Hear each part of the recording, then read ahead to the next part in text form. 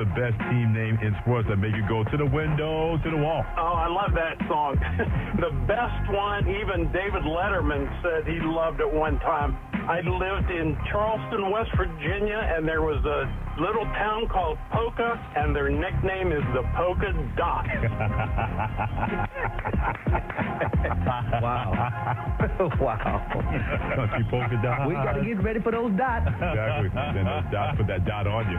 What kind of dots? Different dots? Put it this way. Once they were finished with you, you said period. And that was the end of that involving those dots. A period dot? What kind of dot? This is Freddie and Harry.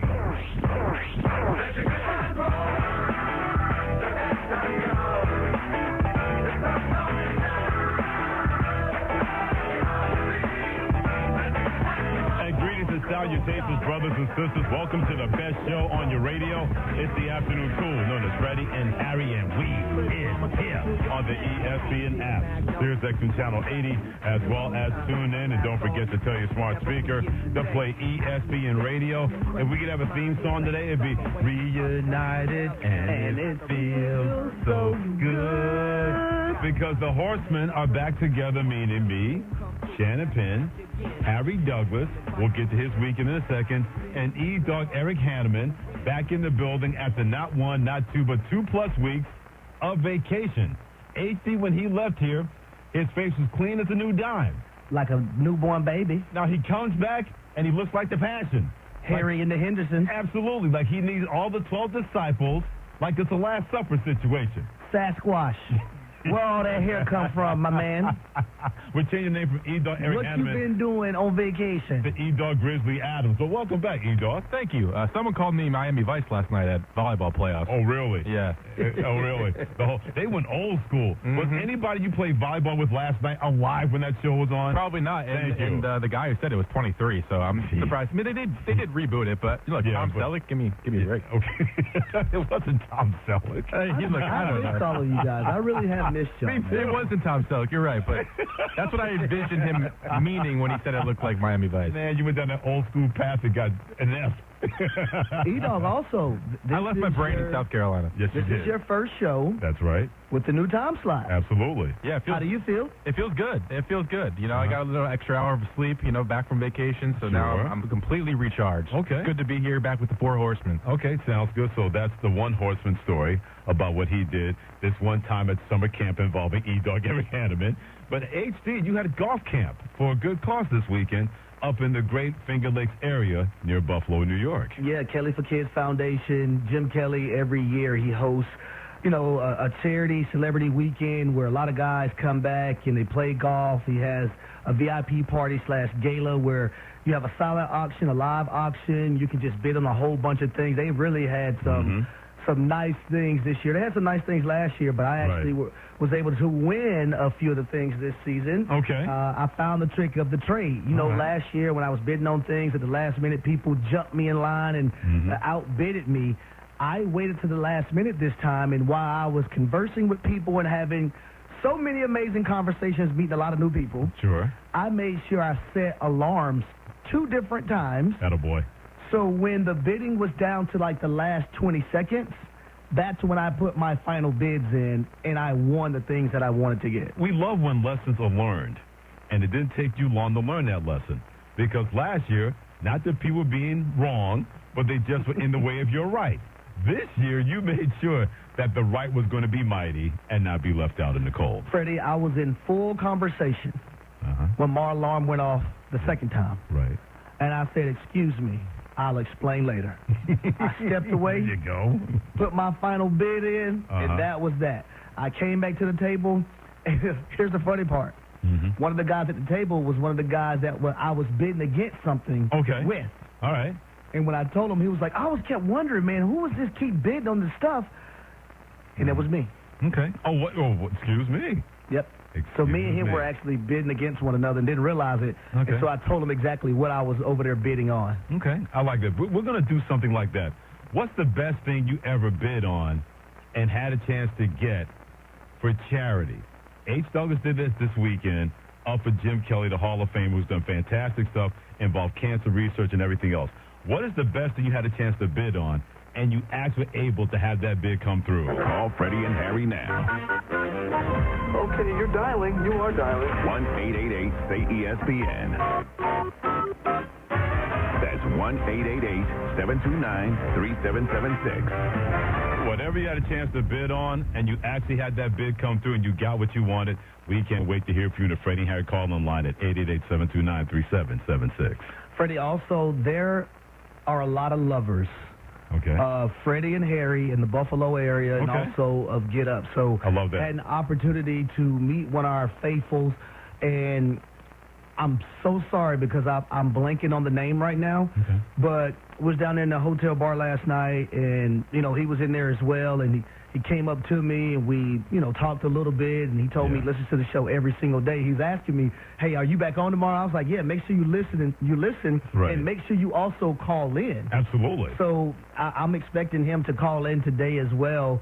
And then I went to Niagara Falls. I had walked from the hotel. I went to Niagara Falls. Great place to go, by the way. And I'm at, Hard Rock Cafe Eaton. Oh, yeah. I've been there. And had a chance to meet the general manager, the assistant general manager, the bartender, and it was one of the guys that watches Get Up every day. And, talking to them and how much they love the shows and whatnot. And, man, they gave me a free hoodie. With Hard Rock. It's a quality one, too. I'm all about quality hoodies. Okay. Gave me a quality hoodie with, the name on it and Niagara Falls on it, so that was pretty awesome as well, too. That's fantastic. I love when you have a chance to be a part of that, having a chance to meet the people and having the people love what we do. We stand on their shoulders each and everything because you are a part of our thing. But you're also a part of this, too. Maintain the main thing. Maintain the main thing. The main thing, the main thing. The main thing, the main thing. The Main Thing with Freddie and Harry. Oh, when it comes to bids, Jeannie Buss is bidding to stay a part of the Los Angeles Lakers. Now, yesterday, the other 5 siblings had a vote when she was not in the building to sell their shares, part of the 17.8% share of the Los Angeles Lakers, to the new ownership group. Jeannie Buss got wind of that and said, hold on there, partner. I'm not going anywhere. I don't want to go anywhere. You can't make me go anywhere. Who knew that this music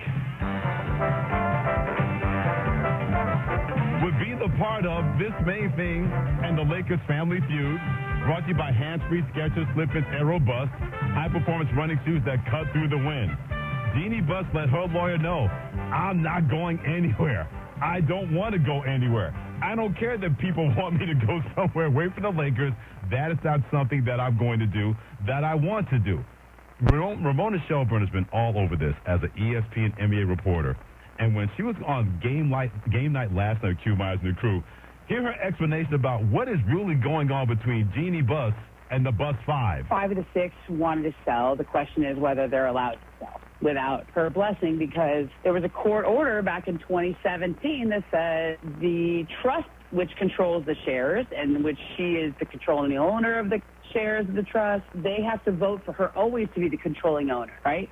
So if she's not voting to sell, can the trust vote to sell? So I think we're just going to have family drama here. I think it's going to be a lawyer letter reminding them of the court order. So far, it hasn't gone to the courts. This is just a letter between lawyers, but she's saying, I'm contesting your right to vote to sell because I control the shares, okay? So you have to remember, it's not like each family member controls a percentage of the shares. The trust owns the shares, and each family member gets a disbursement from the trust, okay? So it's not like 2 of the 4 can be like, I'm going to sell my 3%. You can't do it like that. The trust was written a certain way. And there is a court order, which, I have that whole thing. I think this is just going to get uglier and uglier is what I'm saying for right now.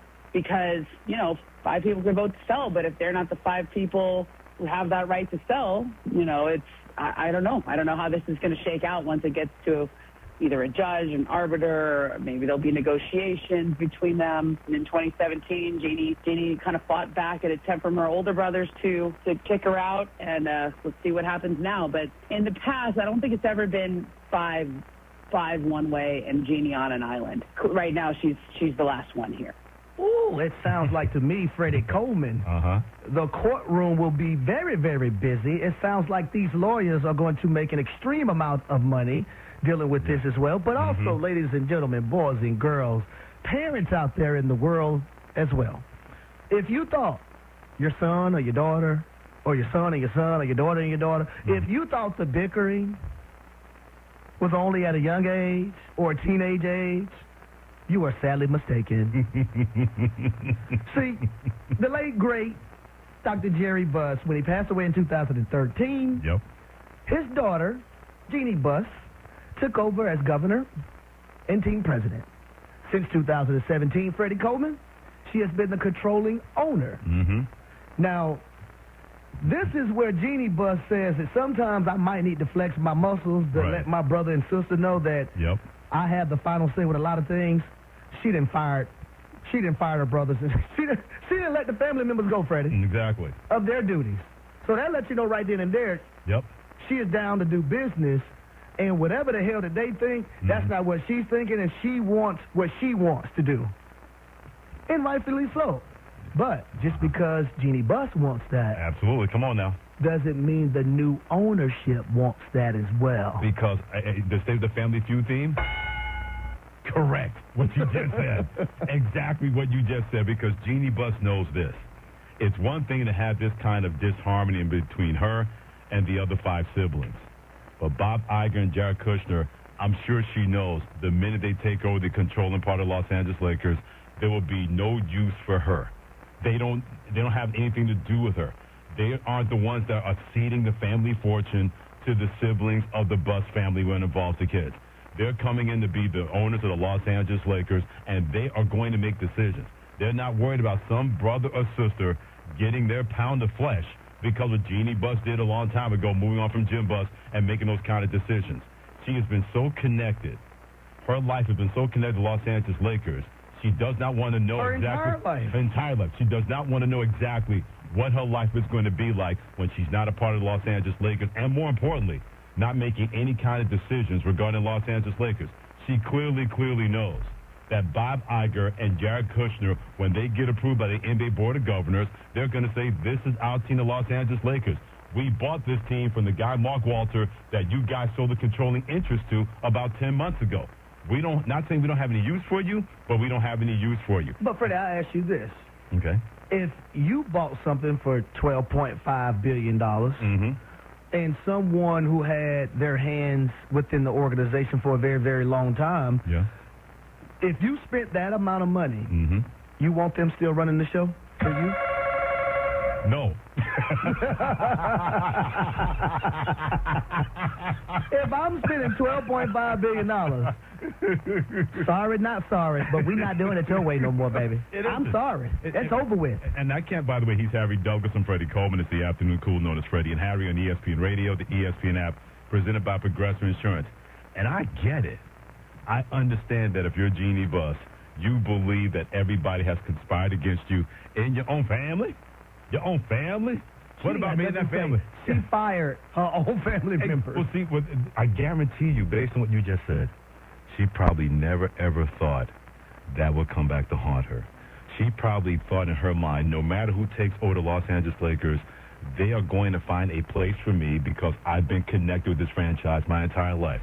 And then she realized, oh, my goodness, my brothers and sisters did that, and I was not in the room. And the new owners are like, well, you can keep whatever you want, but you don't have any kind of decision-making because you have 15% of ownership as a governor to make any kind of decision with an NBA franchise according to their bylaws. She knows that is about to be reduced to near nothing involving the new owners. And I know if I've been synonymous or this team has been synonymous with me and they're just going to cut me out, of course she was not going to go down and take this line down. Now, a lot of people may ask, does the Buss family, little few impact the sale of the Lakers? Here's Ramona Shelburne. I'm asking. ESPN NBA reporter on Game Night letting us know that question. No, it actually doesn't. I mean, it's just kind of a fight between the siblings. The thing that matters is that she was to remain the controlling owner of the Lakers. She had this in writing. It wasn't just like a handshake. That she would be the controlling owner of the Lakers until 2030. So if she has this in writing, then it's up to Bob Iger and Josh Kushner whether they're going to honor that. He's on record as saying we intend to honor it. And then there's another part of the quote that he gave to the California Post, which was, if that changes, it changes. Okay, so this would constitute a change. But the question is this actually a change? Or did the 5 just vote and it doesn't mean anything? Because at some point you have to do a certificate of the stock certificates have to change hands. And I reached out to Kushner and Iger for comment. They have no comment. They declined to comment. So I think what they're doing is just letting this play out between the siblings. It's real yucky right now. I was going to quote a song, we all lose when the family feud, but when you're dealing with that much money, nah, you're not losing. Well, she's losing. She's not caring about the money. She really is not caring about the money at all. It's the pride factor. Absolutely. The pride that's kicking in. And that's why we got with this whole family feud situation involving the buses.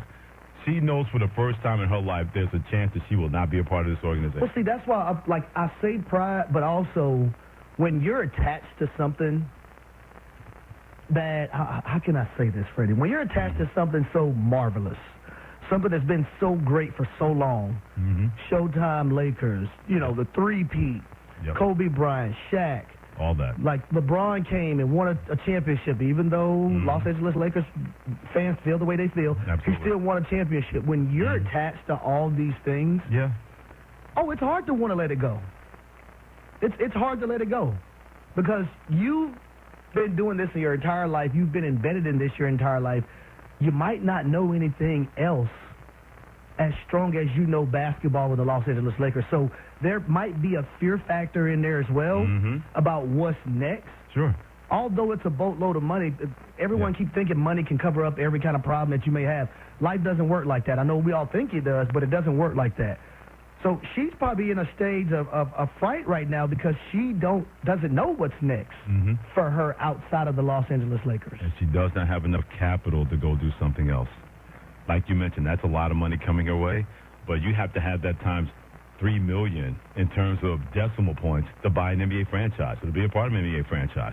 Whatever money she's been able to accumulate is nowhere near the kind of investors now that are with Jared Kushner and Bob Iger taking over the controlling interest of the Los Angeles Lakers. Sometimes this is what happens when you put your faith, you put your life in the hands of strangers. She was able to do that with Mark Walter when he took over the Lakers, who made a promise to her. I'll keep you on as part of the governorship. You'll be in charge of making those kind of decisions. Bob Iger and Jared Kushner under no such qualms to do that. They can say, you signed that with him. You didn't sign that with us. It's the same thing, HD, when a new head coach and a new general manager comes in and there are already players there that can say, well, just because you signed with those guys, the reason we're here is because you guys weren't any good. So why should we be beholden to you? I didn't draft you. I didn't bring you in. I didn't bring you in. None of those kind of things. I don't have to do anything. You have to prove your worth to me. No matter how long she's been in the Lakers, Bob Iger and Jared Kushner are like, well, prove your worth. We may have doubts about that. And if we do have any doubts about that, why would we want that around us taking over the Los Angeles Lakers? All right, so here's something else that I think a lot of people are ignoring. Mark Walter, how long did he own this team again? Not even a year. Not even a year. He bought it for $10 billion, correct? $10 billion, yep. And it just sold for $12.5 billion. And he's going to probably even make more because they said his share of part of that $10 billion amounted to about $5 billion. So he's going to stand to make double the amount that the Lakers have been sold for in terms of, instead of making $2.5 billion, he can make north of $4.5 to $5 billion because his investment was $5 billion. In less than a year. In less than a year. We've got other issues. All right, so to that point, other issues in selling the team.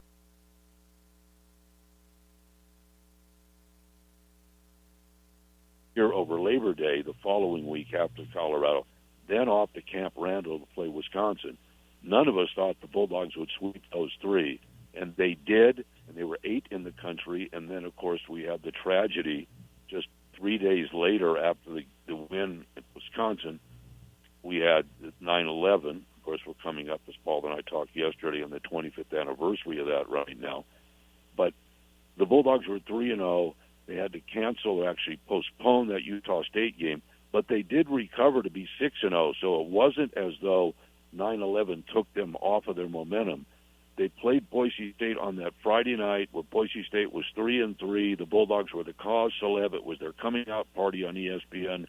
They got a 2-score lead early, and whether it was the Edwards hit on Gilligan or whatever woke Boise State up, about the time that Dinwiddie led them to that 35-31 win, that game, and emotionally the hangover the next week, cost Fresno State the Hawaii game. And if the Bulldogs would have finished business against Boise State the way they should have, They certainly would have beaten Hawaii, and they would have gone undefeated the rest of the way the season played out. And because Colorado had made such a great run, it would have elevated Fresno State and the BCS computers. And instead of spitting out Miami and Nebraska, the computers would have spit out Miami and Fresno State. So, Jackson, when you look at this, I would say that 2001 as a whole was a bigger missed opportunity because of the Boise State loss, but the SC game on a singular night was the one that would have garnered the most attention in the country on that particular November evening. You in agreement about that? Yeah, certainly. I think of the USC, if that game had been a win, obviously the talk of the day for the weekend, probably the whole week, and then the way college football goes, you got a whole new set of excitement the next weekend where I imagine if Fresno State had pulled off the 2001 season, ran the table, that would have been the talk for about a month and a half, the way that the BCS championship is played so late. Whether the Bulldogs were 2 or 3, you have two major storylines for a long time about whether they got in or not, or whether they deserved to be there or not, and especially at that time when you never even had a BCS buster, let alone a national championship contender, nor did you for quite some time after that either. So, perhaps maybe if the Bulldogs had beaten Oregon in 2005 and they were ranked, say, 10th going into SC, then they could have had the exact same scenario there, but it wasn't quite the same setup. Well, yeah, we've talked about that. It's a great point. The Oregon loss, which should not have been a loss earlier in the year, the Bulldogs had a lead early, and there was some very questionable officiating up in Eugene. There's no doubt about it. But because they had that loss, they went into the SC game at number 16 in the country, and you're correct. Without that loss, if the Bulldogs would have been undefeated going into SC, then you would have had a top 10 Bulldog team and a great chance in 2005. And, of course, as we mentioned, 2005 did not turn out well for either Fresno State or SC. That game on November 19th, that was a seminal moment for Reggie Bush and SC, but ultimately they ended up losing the national title game at the Rose Bowl Stadium. It wasn't the Rose Bowl game, the Rose Bowl Stadium against Texas and Vince Young. And then, of course, they would have had to have vacated anyway because of the Reggie Bush issues at that point. And for Fresno State, as Bulldog fans are aware, after losing that game to SC, they lost at Nevada the next week, where they could have had the outright WAC championship. The following week, to get a share of the championship, they lost to La Tech at home, and then they lost to the Tulsa Golden Hurricane at the Liberty Bowl. So the Bulldogs lost their last 4. So 2005 did not turn out well for either Fresno State or USC after November 19. But you are correct. A win against Oregon could have set up an undefeated scenario. What Paul and I were talking about yesterday, people didn't hear it, was whether it was better for a group of 5, now group of 6 school, as far as contesting for a national title in the old days of the BCS, or whether it's better now where it can be decided on the field. Jackson, how do you feel about this? In theory, it should be better on the field, but the gauntlet you have to run now was far more difficult than what the computer could ultimately hand you if you had the right data going in, right? So which one would have been better for hoisting a trophy? Yeah, I wish there would have been some sort of opportunity for it previously. Now it's here, and it just feels like the gap has widened, that the margin for error has narrowed for these schools that have the portal and NIL. There's not as many misses. It doesn't take as long for coaches to rebuild and whatnot. It's just a wider gap. It felt like you had a lot more players running under the radar back then, a lot more hidden gems that you'd find on the recruiting trail, and then Fresno State was the perfect example of that many a years. They were just flat out better than a lot of BCS teams that they played against, and could have really challenged if given a tournament type scenario. But just to get in right now is still a little bit tough, and to run the table feels like it's near impossible in the current state. Yeah, it really is. I mean, you're going to play on the road, almost certainly on the home venue of another team, not a neutral site. And the 3 in a row against Colorado, and then home to Oregon State, where you won 44-24, or to Camp Randall, where Bernard Berrien had that great game, and the Bulldogs pulled away in the second half. those were three signature wins. I mean, and ironically, for Colorado, that loss to Fresno State did cost the Buffaloes a chance to play for the national championship. They almost got in anyway, but they would have surpassed Nebraska if not for the loss to Fresno State. Those were three impressive wins, Jackson, but they would pale in comparison to what you'd have to go through right now 3 times on the road to get there, right? Yeah, just especially at the end of the year. Sometimes you beat a team in August or September and they turn out to not be so great. That lineup was the perfect example of that. You had Oregon State, who didn't quite pan out, and Colorado, who was even better than you thought they were going to be. Yep. But when you get to the playoffs now, I mean, there's not much discussion about who's the top 15, 16 teams or so. You're playing those types of programs 3 weeks in a row. Unless someone loses a star quarterback or something, you're going to face the gauntlet. Well, again, at least you have a chance to get in, and that's how you have to look at it. But if you don't win your conference and most of the time go undefeated, you might be able to get away with a loss, for instance, against USC. The Bulldogs could lose to the Trojans if the Trojans go on to have a great year and not have it hurt you, depending upon how the rest of the group of 6 plays. But your margin for error is minuscule right now. There's no doubt about it. The other question I had, Joaquin, our buddy from Parlier, had asked about something I mentioned about Ed McCaffrey, and let me clarify this. The Monday Night Football game was the opening Monday Night Football game of 2001, New York Giants at Denver, and Ed McCaffrey, who played with the 49ers, by the way, in 1994, because he was a star at Stanford, but he was on the 49ers Super Bowl team, the last 49ers Super Bowl winning team, incidentally, way back in 94. That Ed McCaffrey, father of Christian McCaffrey, broke his leg in that game against the Giants the night before 9/11. And I mentioned yesterday that was the context that we were looking at for the show the next day to talk about the break of Ed McCaffrey's leg and how it would impact Denver. He went on to play and won 2 Super Bowls with Denver, by the way. And obviously, Jackson, by the time we got to the next morning, that Tuesday of 9/11 in 2001, everything was completely meaningless sporting-wise. We weren't even on the air. I mentioned I was on the same radio station, this one, same affiliation, ESPN, same deal 25 years ago. Actually goes long past that, as you know. But we were not on because ABC News took over the entire day, understandably. But even when we got to Wednesday, the 12th of September, 2001, it was very difficult to talk about anything, and I think the Ed McCaffrey thing went right on by. So it tells you how quickly life can change. I've mentioned this to you many times.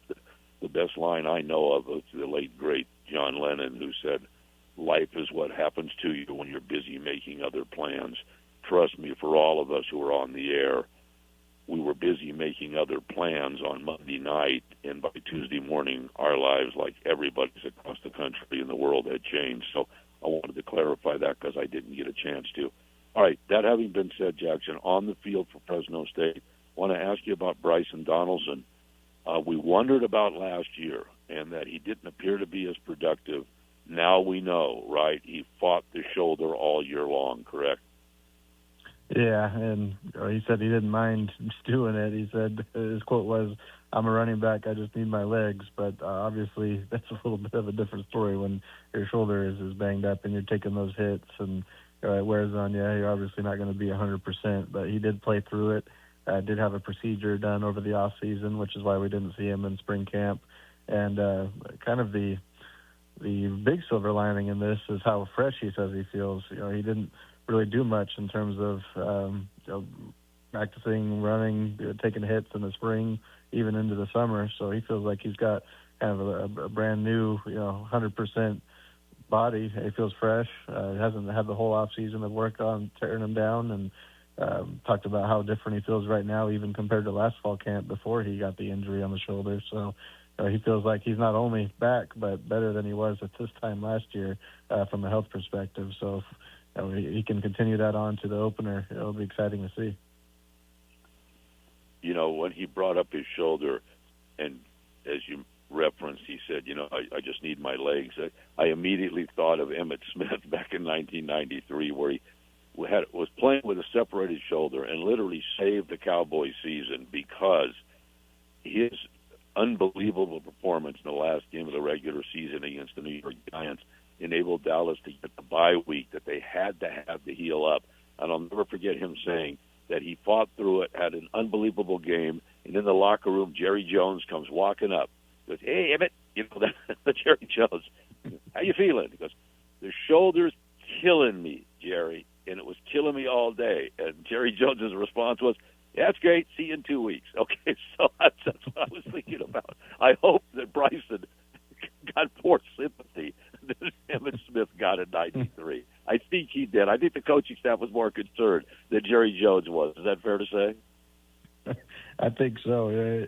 Bryson sure didn't say that the coaches made him do it. He said it was his expectation that he was going to play through it anyway. So, fortunately, he is a guy with that mentality. I'm sure there's other running backs with similar situations that might have opted to rest instead or save that shoulder and wait for the following season. But he played through it, and he was pretty solid. Even so, he wasn't quite what we saw the first couple of weeks, but he was still doing his normal thing out there for the most part, and now he has a chance to take it to a whole nother level this year at full strength. And there's a great point, I think, that he made, Jackson, that you also can allow your body to rest in a way that you would not have otherwise. And so because of it, he does have fresher legs because he didn't participate in the spring. And we already know that Speedy Luke is poised for a big year. And as I've asked you about with Ramirez out, Gillick appears to be that guy that can fill the role, right? I mean, I know it's an early sample size, but he looks to be someone more than capable of being that third back in that triumvirate, right?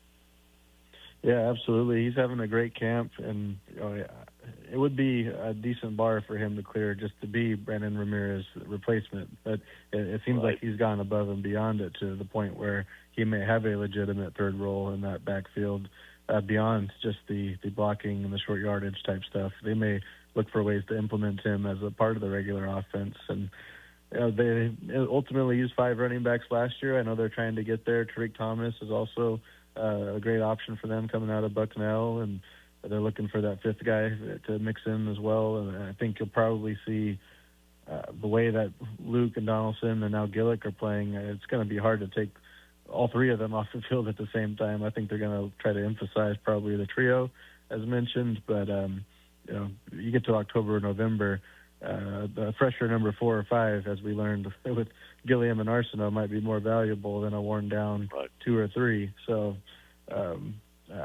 looks like they're pretty solid 4 deep, and we'll see if they have another guy arise later on down the year too.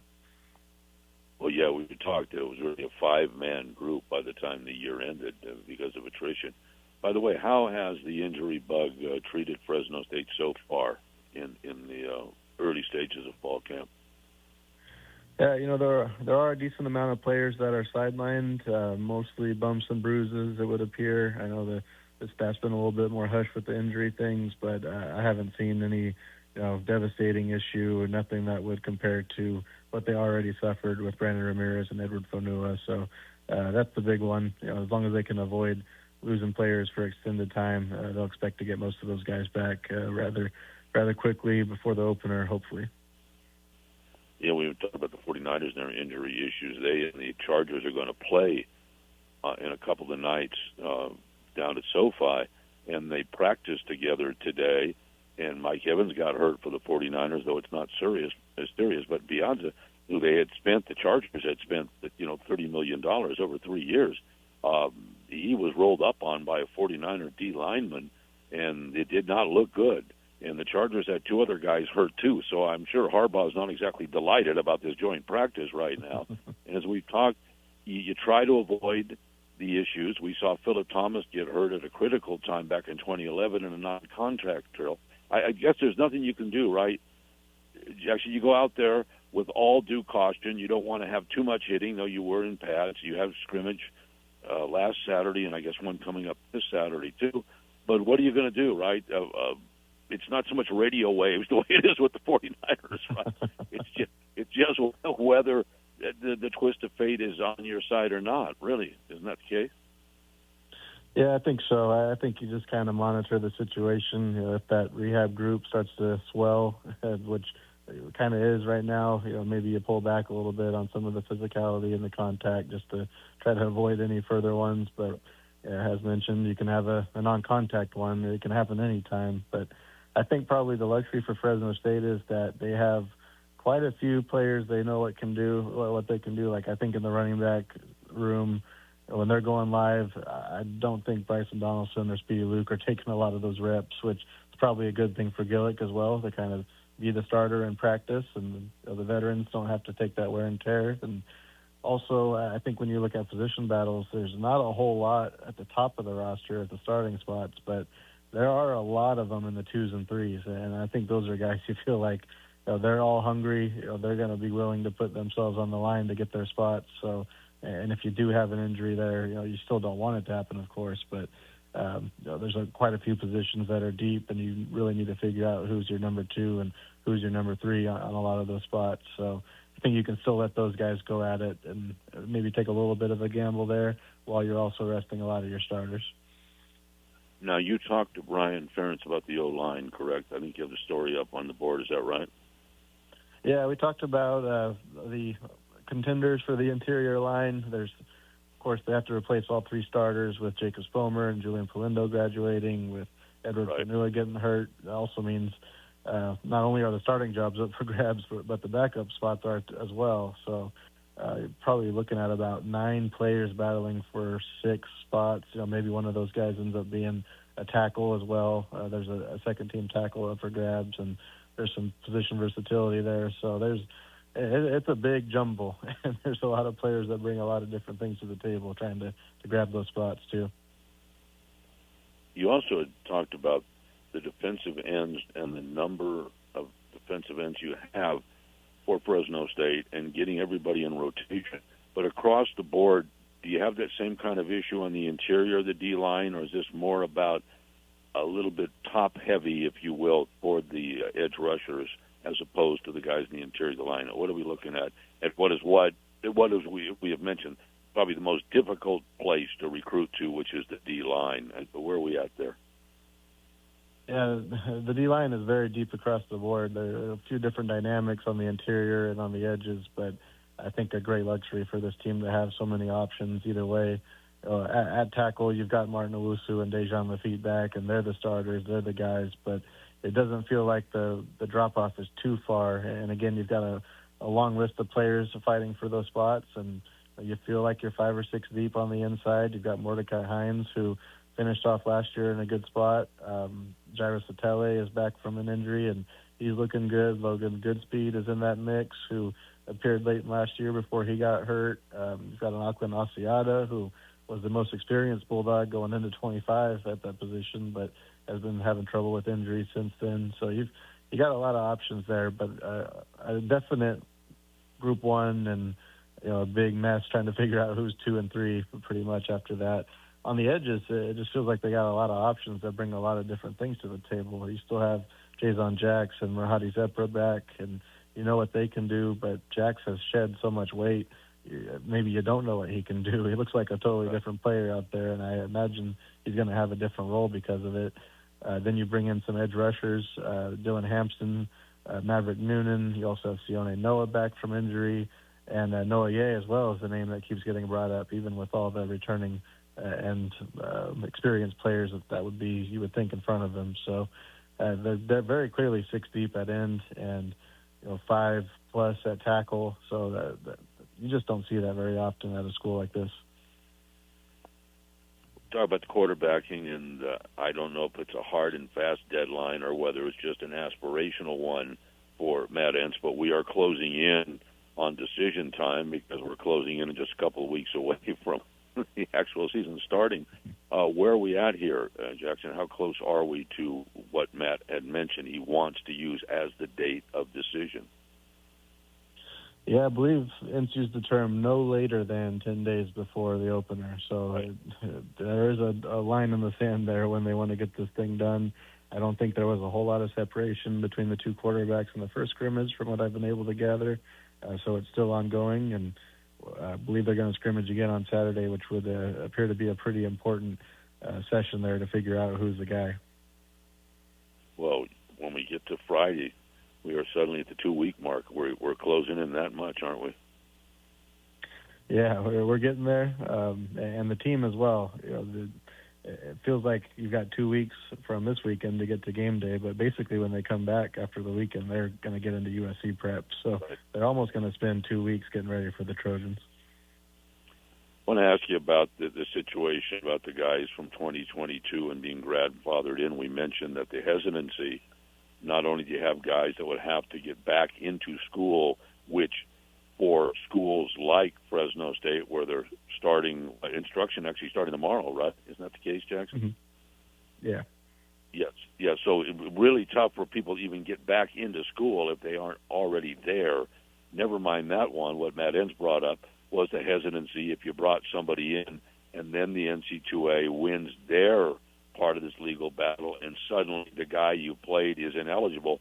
Does it then render your entire season null and void because you played an ineligible player?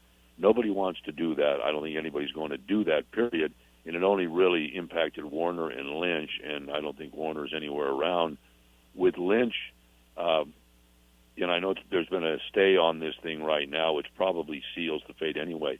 But was there any legitimacy in Lynch's desire to come back? I mean, I'd heard he wanted to kick for some NFL teams. I don't know what happened with that. Where are we at with this thing? Do you know?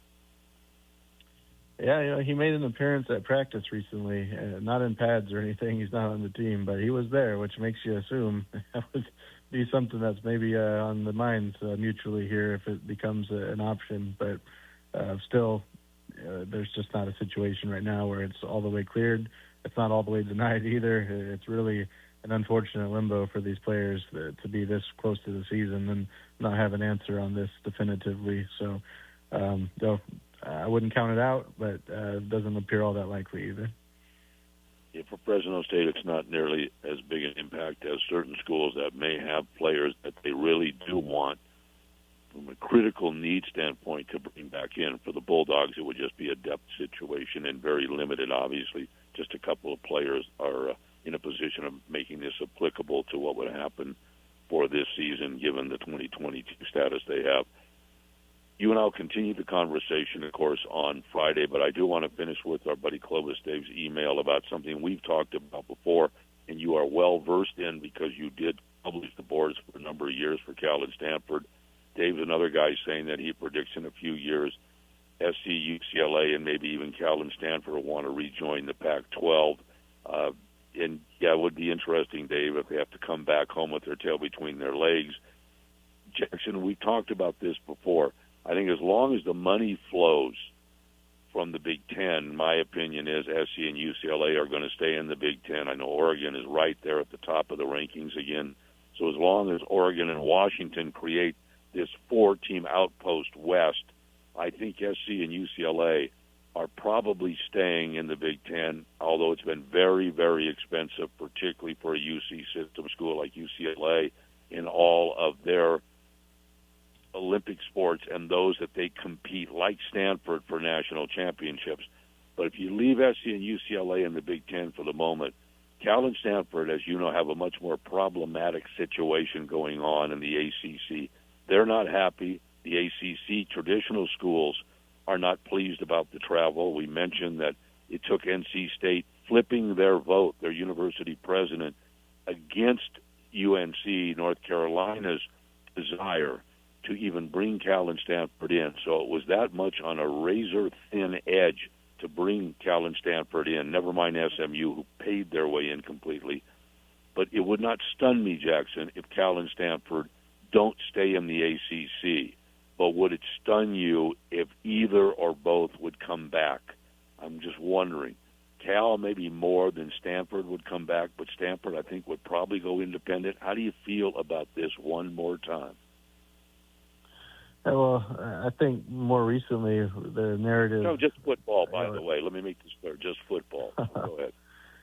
Yeah, I think the narrative, it has been that the Big Ten and the SEC are kind of the Big Two right now rather than the P4, so to speak. But there's the 24/7 Sports, CBS Sports, that put out an article this week about the spending, the NIL budgets, and it is very clearly you look at kind of the tiers we talked about last week about where those power conference schools stand, and it kind of aligns with it. You've got teams in the top 10, top 15, kind of in that 40, 30-plus million range, it sounds like, for rosters. And ACC and the Big 12 are more so along the lines of 20-ish above or below. And it sounds like Cal and Stanford are kind of in that tier. And I know when the initial move to the ACC was made, there was such a desire, especially from the football coaches at the time, to make sure their program stayed in the P4. Both of those programs have had coaching changes, and if P4 turns into the Big 2 and the Medium 2, so to speak, is it worth it to be making all this travel to be in the Medium 2? When you throw in Olympic sports, I still think it does. When it comes to football, I'm not so sure. And I think that also is a key breaking point, too, because if it's such an advantage for the Olympic sports to be there, I don't know why you would downgrade your football program intentionally if they want to stay there. I know the travel stinks, but you've got a lot of national contending programs at Cal and Stanford in those other sports. So it's still tough, but it's at least it feels like it's projecting in a way where the ACC is a little less attractive than it was when they first joined. It's all about the Benjamins. That's what it is. Always the Don Omar line, right? Jackson, one more time for the billionth and first time. No matter what the question is in sport, repeat after me, Jackson. What is the answer? Money. That's it. On that high note, I'll let you go by saying you can save money right now, 60% off the board, correct? If people want to jump on, well worth it. Absolutely. It's only $4.67 a month with our 60% off deal, or you can try us for just $1 on your first month to get a little bit of a trial run. So hope people go check it out. We've got coverage every day from fall camp and a whole lot of other content and analysis and series and interviews. Sparkboard.com. Check it out. Jackson, appreciate it. We'll talk on Friday. Continue the discussion that Clovis Dave brought up. Take care, my friend. I'll see you then. Bye-bye. You too, Tony. Thank you. All right, Jackson Moore, de facto co-host, Sparkboard.com. Take a break. Come back, tell you about the schedules. Hand it off to Phil, who is jam-packing a show that will end at 3:10 today. Phil, I know you have 105 things to talk about. I can't wait to see how you're going to do this. I'll get through this quickly so you can get there on time. Take a break. Bulldog Hour continues on this Tuesday on Central Valley Sports Leader, 1430 ESPN. Hey, football fans, you know what makes a team great on the gridiron? It's when all the players do their part to make everything work. That's what Superior Pipe can do for your food processing plant, chemical plant, boiler service, or tank truck. Thanks to their reliable and durable pipes, valves, and fittings, you can be sure that everything that makes your team perform is running strong. And with their same-day service and competitive pricing, they'll help make sure all your players are doing their part. Call now at 266-PIPE or visit online at SuperiorPipeUSA.com today. Go Dogs! Step up to the plate this barbecue season with the Meat Market, proud partner of Fresno State Athletics and your hometown destination for the freshest meat selection in the Central Valley since 1976. Whether you're grilling premium tri-tip, brisket, ribs, steaks, homemade sausage, or their famous Gilroy garlic chicken, you'll have a lineup that's ready for the big leagues. And don't stop there. Pick up fresh produce, seafood, seasonings, craft beer, and wine. Visit the Meat Market at Shepherd and Fowler in Clovis or Alluvial and Ingram in Fresno. For more information, visit themeatmarket.com. Weddings, birthdays, quinceañeras, whatever the celebration or occasion, look your best without breaking the bank. At Fresno Suit Outlet, they've got you covered with their 3-suit deal. 3 suits, 3 shirts, 3 ties, 3 belts, 3 pairs of socks, and 3 hankies, just $3.99. Plus, shoes start at just $39.99. Swing by the new location today, 5135 North Blackstone with the Golden Horse in front for the same unbeatable deals. Only at the Fresno Suit Outlet, FresnoSuitOutlet.com. Ed Dinas, the dealer in Dinuba that does. Yes, he does. Here's your winning plan for summer. Head to Ed Dina's Auto Center for employee pricing and 0% financing on select vehicles during the summer savings event. Drive home in a new GMC Sierra, Denali, Chevy Silverado, or Chevy Suburban, ready for adventure in between. Proud official partner of Fresno State Athletics. Find Ed Dina's in Dinuba, just off West El Monte Way, or online at EdDinasAutoCenter.com.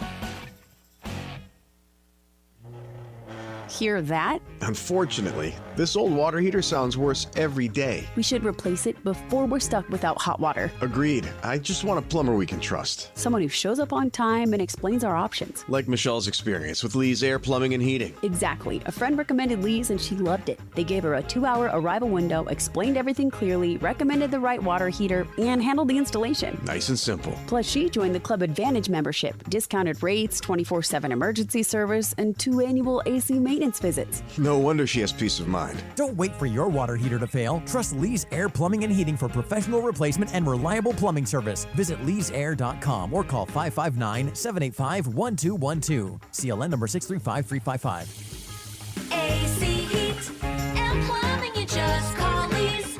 It's easy as calling Lee's. Lee's AC. Lee's AC. Plumbing and Heat, yeah. Lee's AC. Hey, it's Phil Donati from Behind the Bench. If you're looking to help your young athlete build skills year-round, check out the monthly memberships at Valley Athletics. There's the essential memberships that help 1st through 8th graders develop the basketball, volleyball, or strength and agility skills. There's also the prep membership that's designed for 1st through 4th graders, while the pro membership offers advanced training for 5th through 8th graders. Both of those options include up to 12 sessions per month. Learn more at valleyathletics.co and get started today. Valley Athletics, developing the athlete in everyone. School staff, this one's for you. Now through October 31st, enjoy 15% off your meal at participating Lynn's Restaurant Group locations. Whether you're in the mood for sushi, ramen, hot pot, or your favorite Asian dishes, Lynn's has something for everyone. Just present a valid school employee ID and receive 15% off your in-store purchase. Visit participating locations, including Ichi Shabu, Ramen Hayashi, and Spicy J's. Offer valid through October 31st. Terms and conditions apply. Lynn's Restaurant Group, proudly thanking our local educators.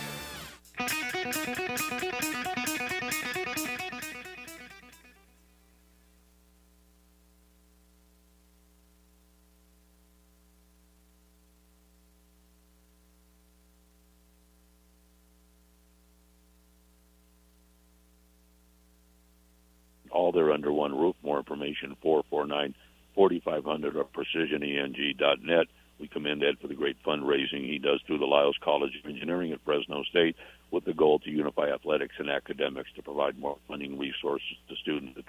Beautifully over the years, Ed has one of the great businesses you're going to find anywhere in the country, and he certainly helps his alma mater, Fresno State, greatly. As far as the lineup goes, Phil with you 3 to 6 normally Monday through Friday with a great show Behind the Bench, including Thursdays at Fashion Furniture with a good friend, Rod Abedikian. Best furniture you can find anywhere, nothing like in California. A great conversation of Phil's show, some good eats as well. El Paso across from River Park. Phil shortened at the start of this week, but he will be there on Thursday for the full 3 hours. The Giants have an early start coming up in just a few minutes, by the way. Also, Gonzo in the morning, 7A to 9A. His fine show, Valley Rise show, both he and Phil can be reached on the Lee's Air hotline, 559-320-1430. Paul Metters has a fine show on Saturday morning, Central Valley Sports Report, live from First String Sports on 1430, 10 a.m. to noon.